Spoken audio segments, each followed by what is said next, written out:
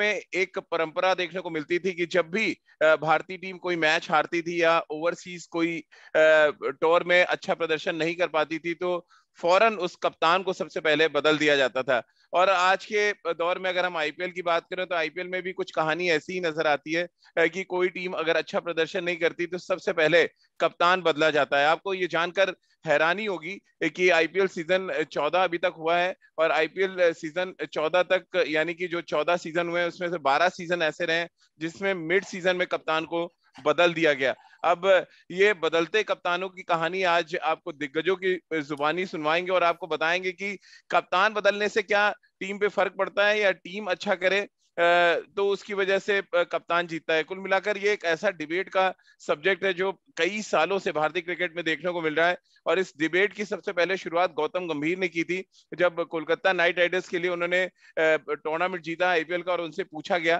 कि कप्तान बेहतर होता है या टीम बेहतर होती है। तो गौतम गंभीर ने तब कहा था कि एक टीम कप्तान को बेहतर बनाती है न कि एक कप्तान टीम को बेहतर बनाता है। तो ये एक डिबेट का सब्जेक्ट रहा है और तब उन्होंने निशाना कहीं और साधा था। लेकिन आज हम डिबेट इसी मुद्दे पे कर रहे हैं कि क्या बदलते कप्तानों की वजह से क्या टीम में एक जान आ जाती है। आज इसी मुद्दे पे बातचीत करेंगे। हमारे साथ निखिल चोपड़ा जी हैं और सबा करीम भाई हमारे साथ हैं। इनसे हम बातचीत करेंगे और इनसे ये जानेंगे इनके एक तो एक्सपीरियंस कि इन्होंने डिफरेंट डिफरेंट कप्तानों के साथ खेला है और जब खुदा ना खास्ता वो किसी दौरे पे अच्छा प्रदर्शन करके नहीं लौटे तो क्या हुआ था टीमों के साथ। लेकिन मैं आपसे निखिल भाई सबसे पहले समझना चाहूंगा, क्रिकेट एक टीम गेम है। अब इस टीम गेम में अगर टीम अच्छा नहीं करती तो गाज अक्सर कप्तान पे क्यों गिरती है और खासतौर से हिंदुस्तान में तो बड़ी पुरानी परंपरा है। 70 80 और 90 के दशक में तो खासतौर से देखने को मिलता था और कई कहानियां तो अंशुमन गायकवाड़ जी ने बताई कि फ्लाइट में बैठते ही कप्तान समझ जाता था कि घर पहुंचते या तो तार आएगा या तो फोन आएगा क्योंकि मोबाइल तो होते नहीं थे। देखिए राजीव भाई, कप्तान का जब आप अच्छा प्रदर्शन रहता था किसी श्रृंखला में तो सराहना भी होती थी और नहीं अच्छा करते थे तो फिर उनको हटाया इसलिए जाता था क्योंकि क्रिकेट एक ऐसा टीम गेम है जहां पे आपका लीडर जो है ना वो कप्तान है। फुटबॉल में आपका लीडर जो है वो मैनेजर रहता था, कोच रहता था, पर क्रिकेट में टीम आपकी जो है वो कप्तान चलाता था। चाहे वो चयनकर्ता के साथ लड़ के या अपने मतलब की 11 खिलाए, अगर उनको उनके मतलब की 11 नहीं दे सकते तो फिर उनके ऊपर आलोचना करना या उनके ऊपर उंगली उठाना गलत है क्योंकि टीम वो चला रहे हैं, उनको कॉम्बिनेशन अपने हिसाब से खिलाना है, कौन से खिलाड़ी को किस रोल में उन्होंने डालना है। तो उस लिहाज से तो सही है। अब बीच में जो बात हुई थी इसी साल डेविड वॉर्नर को हटाया था वो इसीलिए क्योंकि उन्होंने कहते चयनकर्ता ने टीम को चेंज की थी, तो वो मैं मानता हूं सही नहीं है क्योंकि अंत में आप बतौर कप्तान आप टीम चला रहे हैं। इसीलिए जब बढ़िया करते हैं तो सराहना भी होती है, जब नहीं अच्छा करते तो फिर उंगली भी उठाई जाती है उनके प्रदर्शन को लेकर।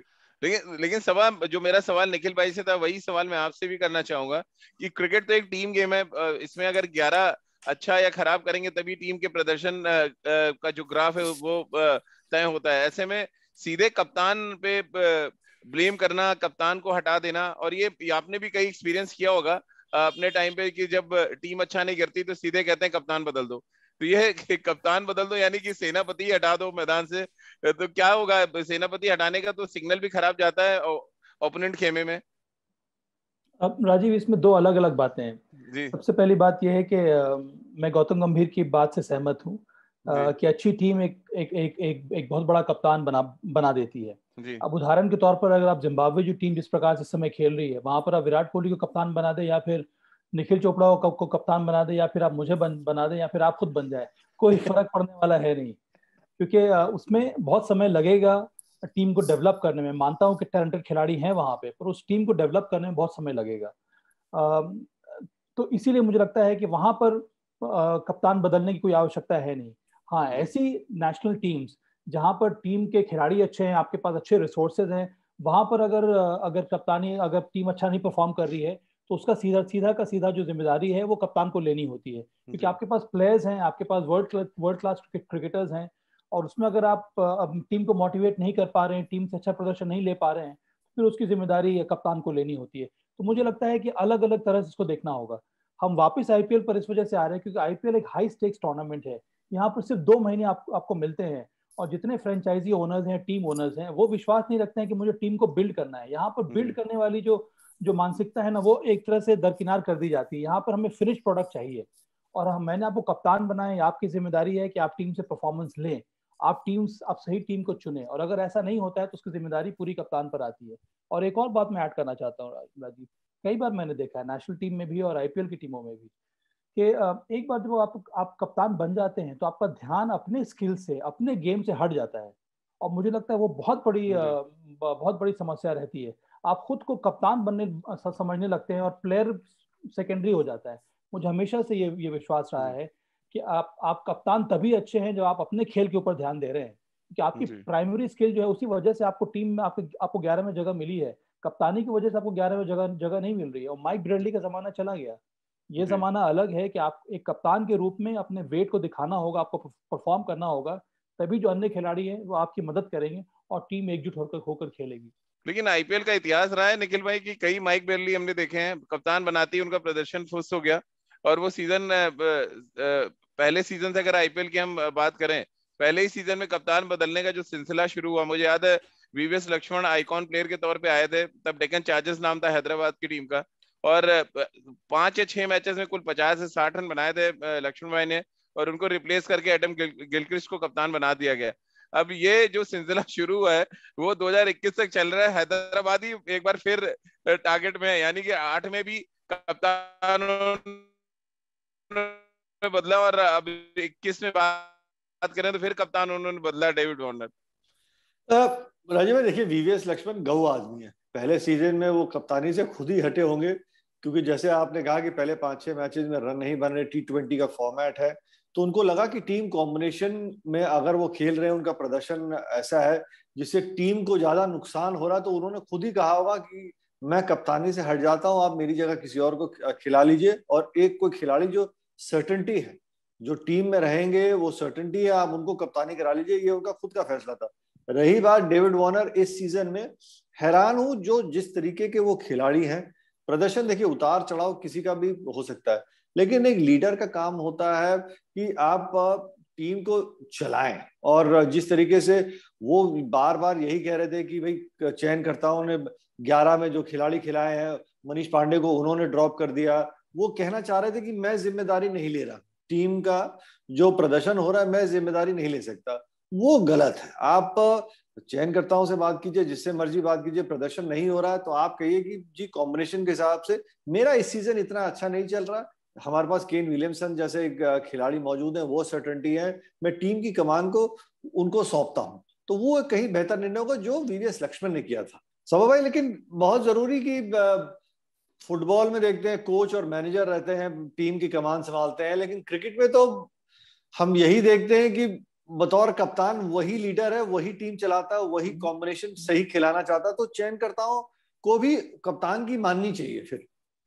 हाँ राजीव, पर अब तो बहुत ज्यादा, माफ कीजिएगा निखिल के अब तो बहुत सारे चेंजेस देखने को मिल रहे हैं। जैसे कि अब इंग्लैंड में आपने देखा होगा जो ईसीबी ने डिसीजन लिया है कि उन्होंने चयनकर्ताओं का जो काम होता है उसको हटा दिया। अब selection committee English cricket board में नहीं है, वहां पे अब हेड ऑफ स्काउट्स है, उनका काम है खाली टैलेंटेड जो प्लेयर्स हैं उनको आइडेंटिफाई करना और कोच को और कप्तान को बताना।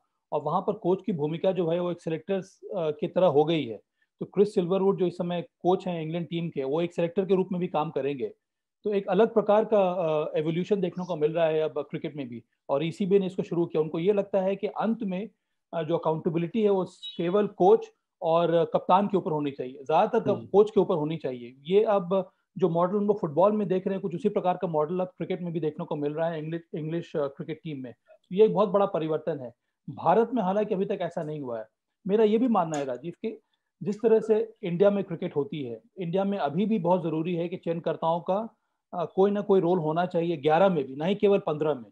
मुझे हमेशा से ये लगता है कि अगर आपके पास एक सिलेक्टर है जो मैच देख रहा है, वहां पर जो आपकी सिलेक्शन कमेटी की मीटिंग होती है मैच शुरू होने के पहले एक दिन पहले, वहां पर बहुत आवश्यक है कि जो एक चयन करता है वो भी मौजूद रहे उस मीटिंग में।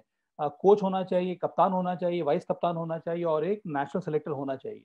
क्योंकि कई बार, और आपने भी देखा होगा, आपका भी अनुभव होगा कि जो प्लेयर्स जो चुन के आते हैं डोमेस्टिक क्रिकेट से, उनको जो हमारे कप्तान है, कोच है या फिर वाइस कप्तान है, उनके बारे में जानकारी होती नहीं है, उनको उन्होंने देखा नहीं है, तो उनको पता नहीं होता है कि इस खिलाड़ी में कितना पोटेंशियल है, इसी वजह से अगर वहाँ पर चयनकर्ता होता है तो वो उनको एडवाइस दे सकता है कि इस खिलाड़ी को हम लोगों ने चुना है, बड़ा शानदार ये खिलाड़ी, इसको आप खिलाइए, मुझे इस पर पूरा विश्वास है। तो इस तरह का अगर प्लेटफॉर्म बनता है, इस तरह का अगर कम्युनिकेशन रहता है चयनकर्ता और सिलेक्ट और टीम मैनेजमेंट के बीच में, तब मुझे लगता है कि सही चयन होगा टीम का भी, और चाहे वो आईपीएल टीम हो या फिर नेशनल टीम क्यों ना हो।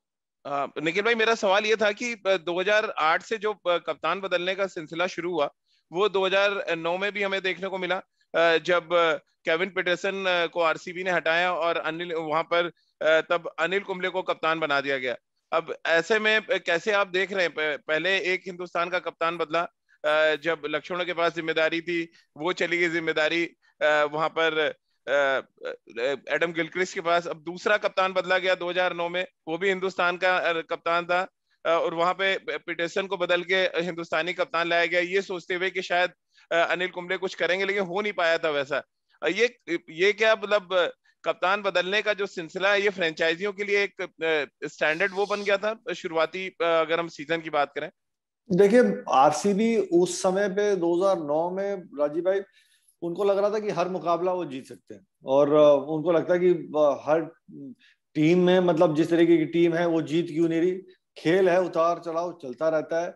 और एक कहीं ना कहीं जब ओवरसीज कप्तान होता है, केविन पीटरसन तो एक बहुत ताबड़तोड़ खिलाड़ी है, बल्लेबाज है, बट अमूमन देखा है कि ओवरसीज कप्तान आईपीएल में, क्योंकि अगर उतार चढ़ाव रहता है उनके फॉर्म में, तो उनको कप्तान बनाना थोड़ा सा नुकसानदायी होता है, क्योंकि कॉम्बिनेशन बनाने में दिक्कत रहती है, क्योंकि आप सिर्फ 4 ही ओवरसीज की खिलाड़ी जो है वो आप खिला सकते हैं। हमने केन विलियमसन के साथ भी ये देखा कि वो बाहर बैठे रहते थे।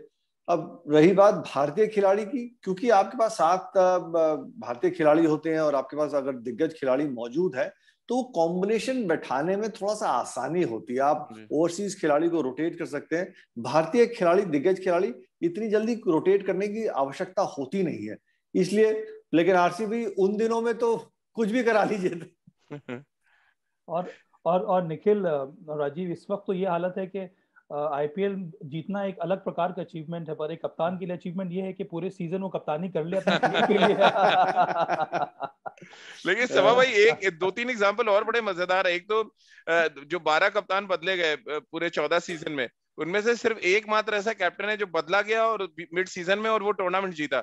वो 2013 में हुआ, जब रोहित शर्मा को कप्तान बनाया गया, रिकी पॉन्टिंग को हटा के, क्योंकि बहुत अच्छे फॉर्म में नहीं थे, उनको कप्तानी से हटाया गया और रोहित शर्मा बने, और उसी सीजन में रोहित शर्मा ने वो टूर्नामेंट जीता। और उसके बाद से मुंबई इंडियंस का एक सफर हमने देखा कितना जबरदस्त रहा है। वहीं बाकी की टीमें जो बदलती रही हैं, उनके लिए रिजल्ट अच्छा नहीं आया। अब ये भी दो विपरीत चीजें जो आती हैं सामने, कि एक तरफ आप कप्तान बदलते हैं, वो टीम टूर्नामेंट जीत जाती है, और 11 एग्जाम्पल बाकी ऐसे हैं जहाँ पे कप्तान बदला लेकिन आप प्लेऑफ तक भी क्वालिफाई नहीं कर पाते। देखिए राजीव, यही रिकी पॉन्टिंग का अनुभव था कि इस बार जब से वो कोच बने हैं दिल्ली कैपिटल्स, तो उन्होंने हमेशा ये कहा है कि एक भारतीय ही प्लेयर जो है उसको कप्तान बनाना होगा। इसीलिए उन्होंने पूरी की पूरी टीम को रीमॉडल कर दिया है। श्रेयस अय्यर को कप्तान बनाया। इस बार श्रेयस अय्यर चोटिल थे, उनके पास विकल्प थे कई सारे। स्टीव स्मिथ को उन्होंने खरीदा था, जिनको कप्तानी का अनुभव था, जो बहुत शानदार खिलाड़ी थे। उनके पास मार्कस स्टोइनिस थे, जो अच्छा खेल चुके हैं पहले, पर तब भी उन्होंने ऋषभ पंत को ही कप्तान बनाया, क्योंकि उनको हमेशा ये मानना रहा है, जैसा कि निखिल ने भी एक्सप्लेन किया, कि अगर आप एक भारतीय को कप्तान बनाते हैं तो आपके पास विकल्प काफी सारे रहते हैं। जैसे ही आप एक फॉरेन कप्तान बनाएंगे, फॉरेन प्लेयर को कप्तान बनाएंगे, आपके बहुत ज्यादा लिमिटेड हो जाते हैं ऑप्शंस। हर मैच उसको खिलाना ही है, चाहे वो परफॉर्म कर रहा है या नहीं कर रहा है, जो केकेआर के साथ हो रहा था इस समय। ओवेन मॉर्गन पूरे सारे के सारे मैचेस उन्होंने खेले, उसमें उन्होंने एक सब्सटैंशियल पारी खेली, उसके अलावा कोई भी परफॉर्मेंस नहीं है। ये एक बहुत बड़ा कारण रहता है। इसीलिए मुझे हमेशा से ये लगता है कि कप्तान बीच में बदलने का कोई मायने होता नहीं है राजीव, इससे ज्यादा फर्क पड़ता नहीं है। अब रोहित शर्मा कप्तान जरूर बने थे, उनके पास अच्छी काबिलियत है, पर अंत में मुंबई की टीम जो है वो इतनी ज्यादा स्ट्रांग है रिसोर्सेज में। एक साल ऐसा भी था जब मुंबई इंडियंस एकदम नीचे थी, वहां पर रोहित शर्मा कप्तानी कर रहे थे, उन्हीं पर विश्वास दिखाया और अंत में वहां से रिकवरी किया था मुंबई इंडियंस ने, और वो चैंपियनशिप जीत गए थे। और एक और बात है, हो सकता है हम लोगों ने इसको डिस्कस भी किया होगा, कि ये बीच में कप्तान हटाना, मैं इस बात पर कभी विश्वास रखता नहीं, क्योंकि मुझे लगता है कि कप्तान की जिम्मेदारी रहती है कि आप अच्छी तरह से कप्तानी करें, अपने परफॉर्मेंस पर ध्यान दें, और ये आपकी जिम्मेदारी है कि आप अंत सीजन तक टीम को अपने हिसाब से चलाएं, और प्रयास ही होना चाहिए कि आप निडर होकर कप्तानी करें और प्रयास यही करें कि आप चैंपियनशिप जिताएं अपने टीम ओनर को। बिल्कुल। और निखिल भाई, जो सभा भाई कह रहे हैं, अगर हम बहुत पीछे जाएं, महाभारत में सेनापति थे द्रोणाचार्य, और उन्होंने चक्रव्यूह एक बनाया था, और उनको छूट दी गई थी तभी वो बना पाए चक्रव्यूह। नहीं बना पाते तो शायद वो चक्रव्यूह नहीं बनता। और अभिमन्यु की कहानी हम सब नहीं सुनते कि अभिमन्यु ने जाके वो चक्रव्यूह तोड़ा। तो ये अगर आप बीच में अगर आप हटा देंगे सेनापति, तो ना आप चक्रव्यूह बना पाएंगे और ना ही कोई हमें हीरो मिलेगा। तो ये एक अजीब सा संयोग हमने देखा है कि बीच में जब आप कप्तान बदलते हैं, यानी बीच युद्ध में आप सेनापति को ही हटा दे रहे हैं और पूरी सेना आप एक्सपोज कर देते हैं एक्चुअली। ये जो रणनीति है, और ये क्योंकि हम जो इतिहास देख रहे हैं आईपीएल का, उसमें तो यही दिख रहा है कि एक ही बार ये रणनीति सक्सेसफुल हुई है, बाकी बार फेल हो रही है। लेकिन फिर भी हमने 2021 में देखा, 2020 में देखा, 2019 में देखा, मिड सीजन में कप्तान बदले गए। देखिए, बहुत जरूरी है कि जो सवा भाई ने भी कहा कि आप जब एक कप्तान बनाते हैं पूरे सीजन के लिए बनाएं, क्योंकि कप्तान आप इसलिए बनाते हैं क्योंकि वो गेम को किस तरीके से रीड कर रहा है, वो रणनीति क्या बना रहा है, और कहीं ना कहीं उसकी वो दृष्टिकोण क्या है कि किस तरीके से वो टीम चलाना चाहता है, कौन से खिलाड़ी का क्या रोल वो देख रहे हैं, उसके हिसाब से उसको खिला रहे हैं। तो उसमें वो भरोसा जताना बहुत जरूरी। कोई जादू की छड़ी तो है नहीं राजीव भाई कि आप बतौर कप्तान हर मुकाबला जिता सकते हैं। बहुत कुछ निर्भर करता है कि आपकी टीम कैसी है, आपने किस तरीके के खिलाड़ी खिला के रखे हैं, वो क्या रोल अदा कर रहा है, वो कौन सी एक छोटी सी कैमियो बतौर बल्लेबाज जाके उसको आप किस तरीके से इस्तेमाल कर रहे हैं। एक कप्तान को पता होता है कि मेरे जो 25 एक खिलाड़ी हैं टीम में, उसमें से आप लगभग एक सीजन में 17 या 18 का इस्तेमाल करते हैं जब सही सब कुछ चल रहा होता है, कि कौन सा खिलाड़ी का मैंने इस्तेमाल किस तरीके से करना है। और कप्तान की एक जिम्मेदारी और भी होती है कि वो मैन मैनेजमेंट स्किल्स भी जानता हो कि कौन से खिलाड़ी के कंधे के ऊपर हाथ रखना होता है उससे उसका बेस्ट निकालने के लिए, कौन से खिलाड़ी को क्या शब्द उनके कान में बात करनी होती है कि उनका आप खिलाड़ी का बेस्ट निकाल सके। कई बारी दोस्ती, कई बारी थोड़ा सा डांट फटकार के, पर आपको पता है कि बतौर कप्तान मैं टीम कैसे चला रहा हूँ। आपको पता है कि मैं जब ड्राइविंग सीट में हूं तो मैंने गाड़ी किस तरफ मोड़नी है। और ये काम मैं मानता हूँ रोहित शर्मा भी बहुत बढ़िया अंदाज से करते हैं, किस तरीके से हर युवा खिलाड़ी में किसी में अगर भरोसा जताते हैं तो पूरी तरीके से उसको मौका देते हैं। आप देखिए ना, राहुल चहर जैसे एक गेंदबाज को आईपीएल खेलने से पहले कौन जानता था, पर उसको किस समय पे गेंदबाजी करानी है, कौन से खिलाड़ी के सामने गेंदबाजी करानी है, मैच की क्या सिचुएशन है, तो वो किस तरीके से आप रिसोर्सेज का इस्तेमाल करते हैं वो कप्तान को बखूबी समझ आना चाहिए, तभी आप एक सफल कप्तान बन सकते हैं। बिल्कुल। और चेन्नई लग रहा है सफल इसीलिए सभा भाई कि उन्होंने कभी कप्तान ही नहीं बदला आज तक। जितने सीजन वो खेले, महेंद्र सिंह धोनी कप्तान है, और मुझे लग रहा है आने वाले सीजन में अगर धोनी रिटायर भी होते हैं तो उनकी खड़ाऊ रख के कप्तान के सिंहासन पे रख के किसी और से कप्तानी करवाएंगे। कुछ ऐसे ही संकेत मिलते हैं चेन्नई सुपर किंग्स से। मुझे याद है हरभजन सिंह से एक इंटरव्यू में पूछा गया सभा भाई कि चेन्नई सुपर किंग कौन चलाता है, तो हरभजन सिंह ने बड़े मजेदार अंदाज में जवाब दिया कि कोच भी महेंद्र सिंह धोनी है, सेलेक्टर भी महेंद्र सिंह धोनी है, टीम मैनेजमेंट भी महेंद्र सिंह धोनी है, और कप्तान भी महेंद्र सिंह धोनी है। तो ये एक अलग फ्रेंचाइजी है, एक अलग तरीके का रूप देखने को मिलता है उनके कप्तान का। राजीव, ये अद्भुत है। मुझे तो याद नहीं आ रहा है कि कोई भी ऐसी टीम, चाहे वो फ्रेंचाइजी की टीम हो या फिर अंतर्राष्ट्रीय लेवल पर कोई टीम हो, किसी भी स्पोर्ट में इस तरह का कॉम्बिनेशन या फिर इस तरह का कप्तान मुझे कहीं भी और देखने को नहीं मिल रहा है।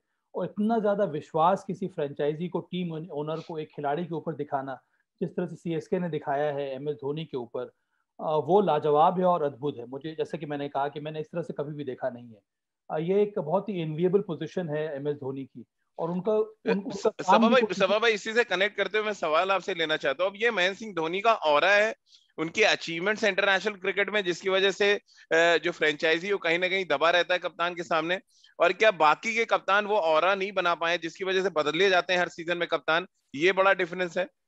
मुझे लगता है कि इसका बहुत बड़ा कारण है उनका बिहेवियर। जिस तरह से उन्होंने सीएसके को अपना लिया है, जिस तरह से उन्होंने चेन्नई को अपना लिया है, तो मुझे लगता है कि कमर्शियल पर्सपेक्टिव से भी अगर देखा जाए तो एमएस धोनी का कप्तान बने रहना सीएसके के लिए बहुत ज्यादा वैल्यू ऐड करता है। और दूसरी बात यह है कि जितने सारे नए नए खिलाड़ी जो आते हैं टीम में, चाहे वो तमिलनाडु के हों या फिर बाहर से हों, उनको जिस तरह से एमएस धोनी ग्रूम करते हैं, जिस तरह से इंटरैक्ट करते हैं, उससे मुझे लगता है बहुत ज्यादा फायदा मिलता है सीएसके को। तो उनको ये लगता है कि ये आइडियल कप्तान है, क्योंकि एक तो खिलाड़ी बहुत बड़ा है, उसके साथ साथ इसके जो मैन मैनेजमेंट जो स्किल्स हैं, जो बिहेवियर है, जो कम्युनिकेशन जो स्किल्स हैं, वो बहुत ज्यादा ऊपर है। इसी वजह से सीएसके ने साल दर साल ये विश्वास दिखाया है MS धोनी के ऊपर, और ये हमेशा काम कर रहा है। इस बार तो मुझे बहुत ज्यादा उम्मीद थी कि MS धोनी जिस तरह से पिछला सीजन गुजरा था CSK का, या इस बार भी ऊपर आएंगे बल्लेबाजी करने के लिए, पर वो भी देखने को मिला नहीं। अभी भी वो नए प्लेयर्स को ही प्रमोट कर रहे हैं, अभी भी सैम करन ऊपर जा रहे हैं, अभी भी जडेजा आ जाते हैं ऊपर बल्लेबाजी करने के लिए, अभी भी अंबाटी रायडू आते हैं ऊपर करने के लिए, बल्लेबाजी करने के लिए। तो इस समय अभी भी CSK में अगर देखा जाए तो MS धोनी का काम सिर्फ कीपिंग करना और कप्तानी करना है, और कोई काम है नहीं कि बल्लेबाजी के बहुत कम बार उनको आती है बल्लेबाजी अब तो। और मुझे लगता नहीं है कि जो टीम मेंबर्स है CSK के, उनको भी अब विश्वास यही है कि उन्हीं को रन बनाना होगा, उन्हीं को एक मैच विनर साबित होना होगा। कि MS धोनी जो 3 साल पहले जो मैच विनर थे, वो जो आइडेंटिटी है वो एक तरह से खत्म सी हो गई है। इस समय आइडेंटिटी जो है MS धोनी की, वो सिर्फ एक कप्तान और एक विकेट कीपर के रूप में है, जो एक तरह से टीम को चला रहे हैं। सारा का सारी जिम्मेदारी जो है उन्हीं के ऊपर है। तो ये एक बहुत बड़ा परिवर्तन देखने को मिल रहा है CSK की तरफ से। और एक और बात है, इसके डिस्कशन जो हम लोग कर सकते हैं निखिल और राजीव, ये है कि अब जो T20 का जो फॉर्मेट है निखिल, मुझे लगता है इसमें जो रोल है कप्तान का धीरे धीरे बहुत कम हो जा रहा है। क्योंकि T20 एक ऐसा फॉर्मेट है कि बहुत ज्यादा डेटा ड्रिवन है। हाँ, और डेटा ड्रिवन है, जो जितने डेटा आपके पास आते हैं, वो सारा का सारा डेटा जो है वो कोच को फीड किया जाता है, और कोच पहले वो उस डेटा को एनालाइज करता है, उसके बाद वो एक्सप्लेन करता है कप्तान को कि इस प्लेयर को हम किस तरह से इस्तेमाल कर सकते हैं, क्योंकि ये हमारे पास डेटा है जो बैकअप कर रहे हैं इस लॉजिक को। तो जो जहां तक नए प्लेयर्स को खिलाने की बात हो, या फिर स्टैब्लिश प्लेयर्स को खिलाने की बात हो, या फिर मैचअप की बात हो, ये सारा का सारा जो है ना डेटा ड्रिवन है, और इसमें बहुत ज्यादा सक्सेस भी मिली है कई। पर ये निर्भर करता है कोच के ऊपर कि वो किस तरह से इस डेटा को यूज करे, और इसका लाभ कई बार टीमों को मिलता है और प्लेयर्स को भी मिलता है। तो मुझे लगता है कि धीरे धीरे जो रोल है कप्तान का T20 में विशेष करके, इन्हीं सब कारणों से बहुत कुछ कम सा हो गया है। अब बहुत कुछ निर्भर करता है कोच के ऊपर, कोच किस तरह से टीम को लीड करवा रहा है, या फिर कप्तान को किस तरह से किस प्रकार का मैसेज वो कन्वे कर रहा है। निखिल भाई, जो सभा भाई ने बात की उसी को थोड़ा अगर मैं आगे जोड़ दूं, उसमें एक बड़ा जो इन दिनों देखने को मिलता है कि पूरा टीम मैनेजमेंट मैदान में चला जाता है। इससे पहले क्रिकेट में कभी देखने को नहीं मिला। IPL में अक्सर देखने को मिलता है कि जो कोच है, फील्डिंग कोच है, जब भी वो 2.5 मिनट का ब्रेक हो जाए, उसमें सारे के सारे अंदर चले जाते हैं, और ऐसा लग रहा है वो जो कप्तान है उसका अहमियत थोड़ी कम हो जाती है, क्योंकि बहुत ढेर सारी व्यूज, बहुत ढेर सारी स्ट्रेटजी आपके सर पे ला के रख दी जाती है। अब महेंद्र सिंह धोनी का हो रहा है ऐसा है कि वो शायद नहीं सुनते होंगे, उनके सामने मैंने नहीं देखा कि टीम मैनेजमेंट के लोग घुसते हो, लेकिन बाकी कप्तानों के साथ ऐसा हो रहा है। और सभा ने जो कहा कि अहमियत थोड़ी कम हो जाती है, ये एक बड़ा साइन है कि पूरा मैनेजमेंट अंदर जाना, क्योंकि अंत में तो कप्तान को डिसीजन लेना है अंदर, लेकिन उनपे थोपा जाता है, ऐसा लग रहा है इन दिनों कि आप ये डिसीजन लें। क्या आप मानते हैं ये भी एक बड़ा रीजन है कि बाकी कप्तान जो नहीं सुनते उनको बदल दिया जाता है, जो सुनते हैं वो बने रहते हैं टीम के साथ? नहीं, ऐसा तो नहीं है कि जो नहीं सुनता उनको बदल दिया जाता है। अंत में रिजल्ट्स के ऊपर है। और मैं मानता हूं कि बहुत से ऐसे कप्तान हैं जो फीडबैक जरूर लेते हैं, जो आपके स्टैटिस्टिशियंस होते हैं, जो कॉम्बिनेशन बना रहे हैं कि कौन से गेंदबाज को कौन सा ओवर कराएंगे, तो जो आंकड़े बताते हैं उनका प्रदर्शन इस समय अगर आप गेंदबाजी के लिहाज से कराते हैं तो इनका हमेशा सफल रहे हैं। और बहुत से ऐसे कप्तान है सुन लेते हैं, लेकिन गेम की सिचुएशन क्या है उसके हिसाब से वो गेम को चलाते हैं। रोहित शर्मा मैं मानता हूं एक ऐसे हैं जो फीडबैक लेते हैं लेकिन दिमाग अपना इस्तेमाल करते हैं। बट सवा भाई ने सही कहा कि ये धीरे धीरे आर्टिफिशियल इंटेलिजेंस जो है ना वो टेक ओवर कर रही है। और कप्तान ओवेन मॉर्गन के साथ सवा भाई हमने ये देखा भी है, KKR की टीम एक ऐसी है जब स्टैटिस्टिशियन बैठता है तो वो नंबर्स लेके बैठता है स्कोर बोर्ड के, कि नंबर 54 या नंबर 6, नंबर 7, तो वो एक संकेत दे रहा है कप्तान को कि इस समय अगर आप फील्ड में हैं तो सामने कौन सा बैट्समैन है, क्या सिचुएशन चल रही है, आप इस गेंदबाज को गेंदबाजी कराएंगे। तो आंकड़े बताते हैं कि इस खिलाड़ी के खिलाफ उन्होंने बढ़िया प्रदर्शन किया। इसको कहते हैं मैचअप्स। पर मैचअप्स तब सही रहते हैं राजीव भाई कि गेम की सिचुएशन किस तरीके से चल रही है, किस तरीके से नहीं। हाँ, ये अच्छी चीज है कि एक कप्तान का काम जो है ना वो आसान हो गया, क्योंकि उसको इतनी सारी चीजें फीडबैक मिल रही है, और ये आंकड़े जो दिए भी जाते हैं उसके साथ पीछे जो है वो डेटा बहुत है, और जो चीजें घट चुकी हैं उसकी औसत आप निकाल के चले तो आपको बतौर कप्तान वो चीजें फायदा देती भी है। लेकिन अब अगर हम फिर तो लॉन्ग टर्म में जाएं और सभा भाई आपकी और निखिल भाई की बात को थोड़ा आगे ले जाएं, तो आपको लग रहा है आने वाले टाइम में कप्तान तो नहीं बदले जाएंगे, लेकिन नॉन प्लेइंग कैप्टन जरूर आ जाएंगे क्रिकेट में, जो टॉस करेंगे फिर बाहर बैठ के स्ट्रेटेजी बनाएंगे? ये हो सकता है निखिल भाई आने वाले टाइम में, आपको लग रहा है? राजीव भाई आपको मैं बताता हूँ, 1999 के विश्व कप में मैं बाहर बैठा हुआ था, हम लोग दक्षिण अफ्रीका के साथ मुकाबला खेल रहे थे। और Bob Woolmer God bless his soul उनके कोच थे और हंसी क्रोनिया कप्तान थे, तो मैं 12th मैन था जी। और उस समय 1999 में हैंसी क्रोनिया के कान में वायरलेस वो ईयर पॉड था और ताकि कोच उनको बता सके किस समय कौन से गेंदबाज से गेंदबाजी करानी है, और वो चीज मैंने जाके पॉइंट आउट की थी। हमारे कोच अंशुमन सर थे, अंशुमन सर ने जाके मैच रेफरी को बोला, क्योंकि वो क्रिकेट के नियम के खिलाफ था उस समय, तो वो चीज फिर उनके कान से हटवाई। पर ये चीजें उस समय होने लग गई थी कि बाहर से आपको फीडबैक मिल रहा। वही चीज इस साल हमने आईपीएल में देखा। केकेआर के लिए उनके स्टैटिस्टिशियन है, वो आपको प्लेज बताते हैं, मैचअप्स। एक इसी की अंग्रेजी पिक्चर भी आई थी मनी बॉल करके, और वो बेसबॉल के ऊपर थी, वो बहुत फेमस हुई थी कि यही मैचअप्स लेके। तो आने वाले टाइम में मुझे लगता है कि ये सब चीजें, आर्टिफिशियल इंटेलिजेंस तो अब आई गई है, कान में कप्तान के साथ कोच बात कर रहा है क्या गेंदबाजी करनी, क्या करना है। तो मैं मानता हूं कि अब कप्तानी का रोल जो है ना, बाहर से फीडबैक लेके काम चलाने का हो जाएगा। तो सबा भाई, वही सवाल मैं आपसे करना चाहूंगा कि क्या नॉन प्लेइंग कैप्टन को हम आने वाले टाइम में देखेंगे कि अच्छा है ना कि कप्तान बदलने से अच्छा है कि आप एक नॉन प्लेइंग कैप्टन रख लें बाहर, जो आपको इंस्ट्रक्शन देता रहे बाहर से बैठ के, जो हमने लॉन टेनिस में देखा है कि नॉन प्लेइंग कैप्टन होते हैं जो खेलते नहीं बट स्ट्रेटेजी बनाते हैं। तो टॉस के लिए आपने रख लिया है कप्तान, वो बाहर जाएगा, बैठ के स्ट्रेटेजी बनाएगा, आप अपने बेस्ट 11 खिला ले अंदर जो फॉर्म में है। पर वही काम तो इस समय कोच कर रहा है, या फिर जो वीडियो एनालिस्ट, जो डेटा एनालिस्ट का काम क्या, यही काम है, नॉन प्लेइंग कैप्टन का ही काम है अंत में। पर मुझे लगता है बड़ा कप्तान वही है जो सारे डेटा ले ले। कोच और कप्तान में ये कम्युनिकेशन होना चाहिए कि मैच के पहले उनको डिसाइड करना होगा कि कौन कौन से मैचअप्स जो है, जिसके बारे में निखिल ने बात की थी, उसको हम इस्तेमाल कर सकते हैं। और अंत में बहुत कुछ निर्भर करता है आपके इंस्टिंक्ट के ऊपर भी। मैं मान रहा हूँ कि लेफ्ट आर्म स्पिनर अच्छी गेंदबाजी करता है एबी डिविलियर्स के सामने, जैसे जडेजा ने किया। पर जडेजा के स्किल्स कुछ अलग प्रकार के हैं। अगर हम फिर भी किसी नौसिखिया लेफ्ट आर्म स्पिनर को करवा देंगे एबी डिविलियर्स के सामने, तो क्या वो सक्सेसफुल होगा? हम ट्राई कर सकते हैं, पर क्या अंत में उसको सक्सेस मिलेगी कि नहीं मिलेगी? ये राहुल ने किया ना, हरप्रीत बरार को ले आए थे, आउट कर गए, वो भी 2 बैट्समैन। वही मैं कहता हूँ कि यही मैचअप्स का बहुत बड़ा फायदा होता है। और कप्तान वही है जो सही प्रकार के मैचेस को इस्तेमाल करे। और कोच का यही काम है कि कोच जो है वो आपको इन्फॉर्मेशन सप्लाई करता रहता है मैचेस को लेकर। हम लोग बहुत अच्छे लगते हैं राजीव, जो हम और निखिल कमेंट्री करते हैं, पर बहुत कम लोगों को मालूम होगा कि कमेंट्री शुरू होने के पहले हमारे पास सारा का सारा डेटा आ जाता है ये मैचेस को लेकर। फिर हम लोग ये ट्राई करते हैं शो करने के लिए व्यूअर्स को कि हम लोग बहुत ज्यादा इंटेलिजेंट है। बात इंटेलिजेंस की होती है, पर अंत में ये भी निर्भर करता है कि कमेंटेटर के रूप में हम कौन सा डेटा इस्तेमाल करें, हाँ, और कब इस्तेमाल करें। तो ये भी मुझे लगता है ये काम सिर्फ प्लेयर्स का ही नहीं है, ये काम कमेंटेटर्स का भी है। लेकिन देश के सबसे बड़े कप्तान इन दिनों बन चुके विराट कोहली के डाटा क्यों नहीं मिल पा रहा है निखिल भाई? 2012 में उनको कप्तान बनाया गया आईपीएल में आरसीबी का, आज तक कप्तान नहीं बदला आरसीबी ने। दूसरा ऐसी फ्रेंचाइजी है जहां पे इतने लंबे अरसे से कोई कप्तान है। महेंद्र सिंह धोनी, देन विराट कोहली, देन रोहित शर्मा का नंबर आता है एज अ कैप्टन अगर हम बात करें। अब विराट कोहली के पास क्यों डाटा नहीं पहुंच रहे हैं, क्यों नॉन प्लेइंग कैप्टन उनके काम नहीं कर रहे हैं? क्या उनका क्या रीजन है कि 9 साल में एक भी टूर्नामेंट न जीत पाना और उसके बाद भी फ्रेंचाइजी का भरोसा रहना? देखिए, क्योंकि मैं आरसीबी का इतिहास देख रहा हूँ, 3 ऐसे इंसिडेंट हैं जब उन्होंने अपने कप्तान बदल दिए मिड सीजन में, लेकिन जब से विराट कोहली बने हैं फिर वही ऑरा वाली बात आ जाती है। आपको लग रहा है कि महेंद्र सिंह धोनी जैसा ऑरा विराट कोहली का भी है? क्या आप कप्तान बदलेंगे तो ऐसा ना बहुत खराब संदेश जाए और टीम बिखर जाए पूरी? देखिए, संदेश की तो मैं नहीं कह सकता कि क्या संदेश जाएगा, ये प्रोफेशनल वर्ल्ड है।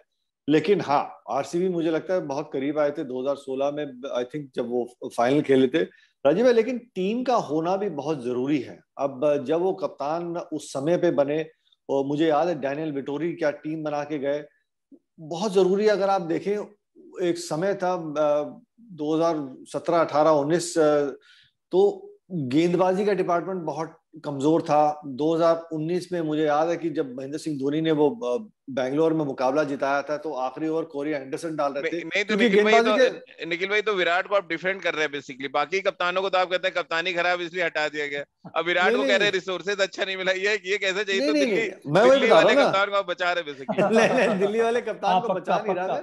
पक्का तो फर्क ये है कि कितना उनका योगदान है कि आप जब टीम बनाते हैं, वही रिसोर्सेज की बात है। आपके जो प्लेयर इस नहीं, तो आप तो हैं ऑक्शन में, आपको अधिकार है, आप ले लें जो प्लेयर ले लें। मैं वही तो कह रहा हूँ, कौन रोक रहा है उनको जी? जब ऑक्शन में आपने खिलाड़ियों को बैठा के रखा हुआ है कि जो आपके लिए गेम प्लान A, B और C चल रहे हैं, वही तो तालमेल में गड़बड़ी हुई। इस साल ऐसा क्यों हुआ, चलिए मैं मानता हूँ ऐसा क्यों हुआ कि पिछले 4-5 सीजन में ग्लेन मैक्सवेल किसी भी फ्रेंचाइजी के लिए नहीं चल रहा था, आरसीबी के लिए आया, परफॉर्म कर रहा है। आरसीबी इतना अच्छा क्यों कर रही है? एक साल में मोहम्मद सिराज आप बढ़िया प्रदर्शन कर रहे हैं, नवदीप सैनी आप इस साल खिला नहीं पा रहे क्योंकि आपकी गेंदबाजी का डिपार्टमेंट जो है वो इतना मजबूत हो गया है। तो आपके पास कई बार रिसोर्सेज भी चाहिए होते हैं, और सारा का सारा जो ठीक रहा है बल्लेबाजी का भी लेके अगर आप देखें, एबी डिविलियर्स के साथ विराट कोहली, मोइन अली का आप अच्छी तरीके से इस्तेमाल नहीं कर पा रहे, उस समय उनके कौन कोच थे? तो बहुत जरूरी है कि आपकी कप्तान के साथ साथ कोच की कितनी बढ़िया तालमेल चल रही है, टीम को कौन चला रहा है। मेरा सवाल ये, टीम को कौन चला रहा है? विराट कोहली को इसलिए नहीं बदला गया क्योंकि वो भारतीय कप्तान है, और रही बात, मैं मानता हूं कि आरसीबी के रिसोर्सेज जो है वो राजीव भाई वो कम थे, इसलिए उनका इस्तेमाल नहीं कर पा रहे। और विराट कोहली अपने आप में एक इतना बड़ा आइकॉनिक प्लेयर है, भारतीय टीम के कप्तान है, उनको बदलना तो मैं नहीं मानता कि सही है। हाँ, उतार चढ़ाव एक सीजन में जरूर होते रहते हैं, पर उनकी कप्तानी में कोई कमी नहीं है। नहीं तो वो ऐसा क्यों होता है कि आरसीबी के लिए नहीं अच्छा कर पाते, लेकिन जब भारतीय टीम की बारी आती है तो वो बहुत बढ़िया प्रदर्शन कर रहे हैं, बात वही टीम की रह जाती है फिर। सभा भाई, ये जो निखिल भाई ने सवाल खड़ा किया, एक तो उसका जवाब चाहिए, और दूसरा सवाल मेरा ये कि अगर 8 साल से विराट कोहली 9 साल से कप्तान है आरसीबी के, तो क्या ये खिलाड़ियों को कॉन्फिडेंस अभी भी नहीं दे पा रहा कि कप्तान अगर इतना सिक्योर है आरसीबी के साथ, तो प्लेयर्स क्यों नहीं खुल के प्रदर्शन कर पा रहे हैं? और क्या इस बार ये संदेश ज्यादा सही तरीके से गया है कि कप्तान हम नहीं बदलते हैं भाई, अब आप लोग खेलो आराम से, आप भी नहीं बदले जाओगे, 1-2 सीजन आप रहोगे, हालांकि बड़ा ऑप्शन आने वाला है नेक्स्ट सीजन में? राजीव, मुझे लगता है कि ओवरराइडिंग फैक्टर एक कप्तान का बने रहना, जैसा कि निखिल ने कहा, वो प्रदर्शन है। अंत में क्या आप अपनी टीम को चैंपियनशिप जिता रहे हैं कि नहीं जिता रहे हैं, क्या आपकी टीम जो है वो इवॉल्व कर रही है कि नहीं कर रही है, क्या टीम हर साल प्रोग्रेस कर रही है कि नहीं कर रही है।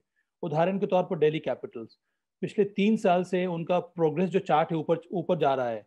अब पिछले साल वो फाइनलिस्ट थे, उसके पहले साल वो नंबर 5 पर थे, उसके पहले जो प्रदर्शन था बहुत ही खराब था। तो ये निरंतर यहाँ पर इम्प्रूवमेंट देखने को मिल रहा है। तो टीम ओनर्स को ये लगता है कि ये टीम अब पहुंच रही है चैंपियनशिप जीतने के लिए, इनके पास प्लेयर्स हैं, इस वजह से कप्तान में परिवर्तन होता नहीं है।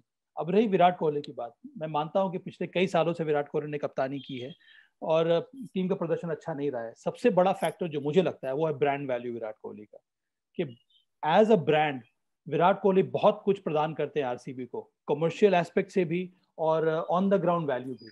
एक एक एक एक एक प्लेयर के रूप में और उनकी जगह तो किसी भी टीम में बन जाती है, और इसी वजह से आरसीबी की जो टीम वो चाहती नहीं है कि विराट कोहली को हटाया जाए या फिर उनको छोड़ा जाए।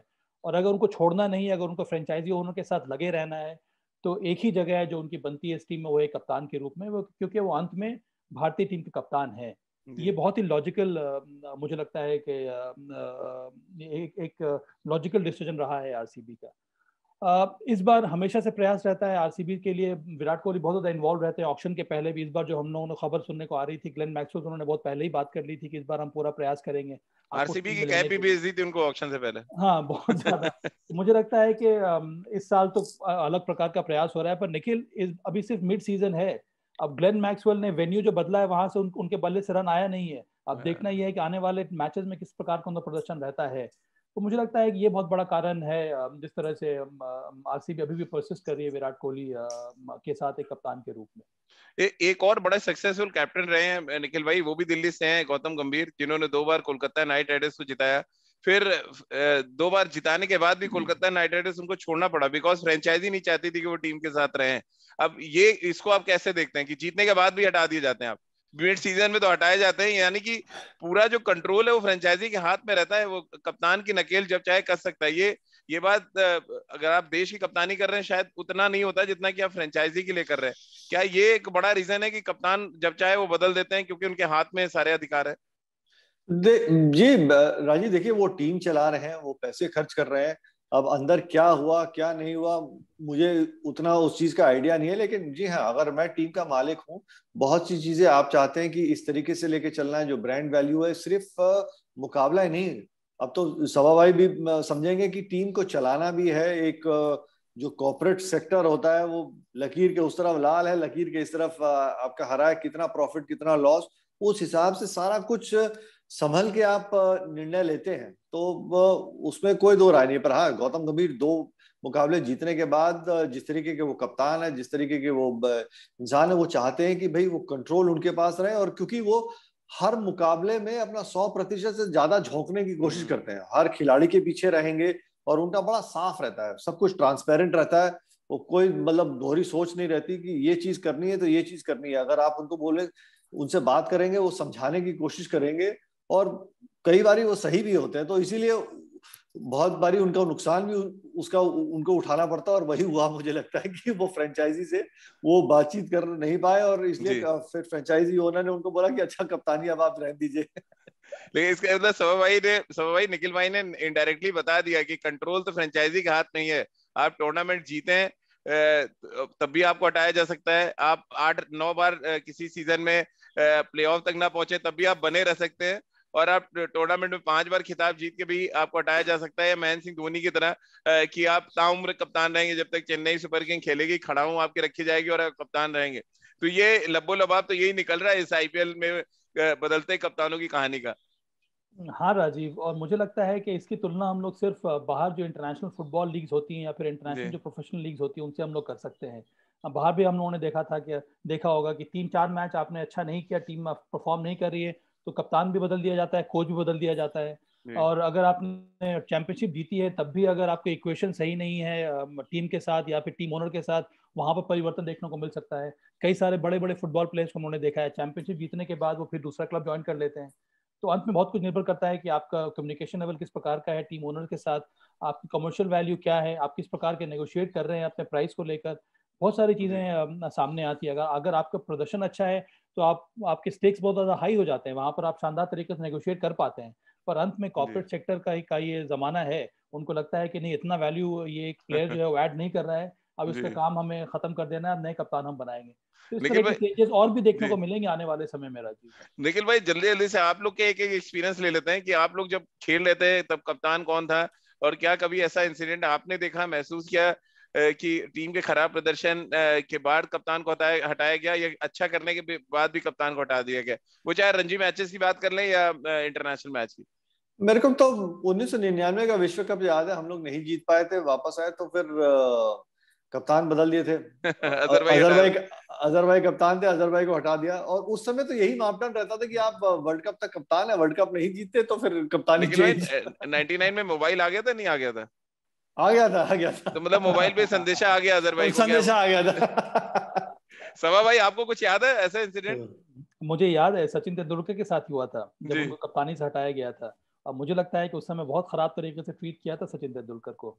वो एक यंग कप्तान थे। क्या रीजन था तब सब भाई हटाया गया? वही बताने मुझे रीजन तो पता नहीं, मैं एक्सप्लेन करना चाह रहा हूँ कि क्या हुआ था उस वक्त। उनके अंडर बहुत ही यंग टीम थी, ये सब के सब वीवीएस लक्ष्मण, राहुल द्रविड़, सौरव गांगुली, श्रीनाथ, अनिल कुंबले, ये सब के सब बहुत ही यंग जनरेशन के प्लेयर्स आए हुए थे। और वहां पर सिर्फ 1 या 2 श्रृंखला हारने के बाद जब इवॉल्व कर रही थी, उसमें सचिन का बहुत बड़ा हाथ था। जब वो सीख भी रहे थे सही प्रकार से कप्तानी करना, तो ये उनको बहुत जल्दी हटा दिया गया था, फिर अजहर को वापस कप्तान बनाया गया। तो ये जो फेरबदल हुई थी, वो हम लोग को उस समय लग रहा था कि कोई फायदा है नहीं इसका, क्योंकि एक यंग कप्तान है, उसको वक्त लगता है इवॉल्व होने में। और उस समय जमाना अलग था मुझे लगता है राजीव, कि उस समय बीसीसीआई का जो दबदबा बहुत ज्यादा था, वो मन चाहे प्लेयर को हटा देते थे, मन चाहे कप्तान को हटा देते थे।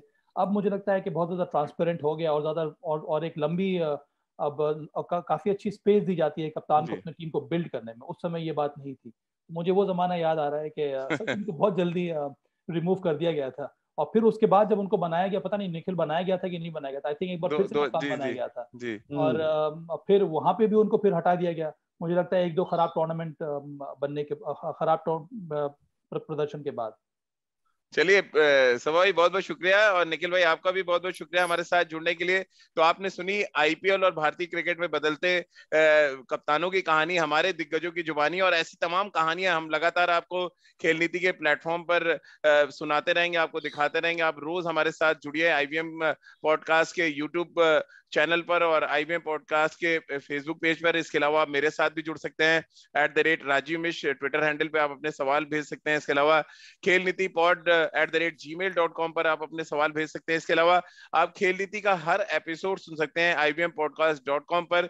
इसके अलावा गाना के प्लेटफॉर्म पर आप सुन सकते हैं, जहां पर हमारा हर एपिसोड रोज अपलोड होता है। इसके अलावा स्पॉटिफाई, सावन, गूगल पॉडकास्ट या IBM के हर प्लेटफॉर्म पर आप हमारी खेल नीति के हर एपिसोड को सुन सकते हैं। बहुत बहुत शुक्रिया आप सभी का हमारे साथ जुड़ने के लिए। IVM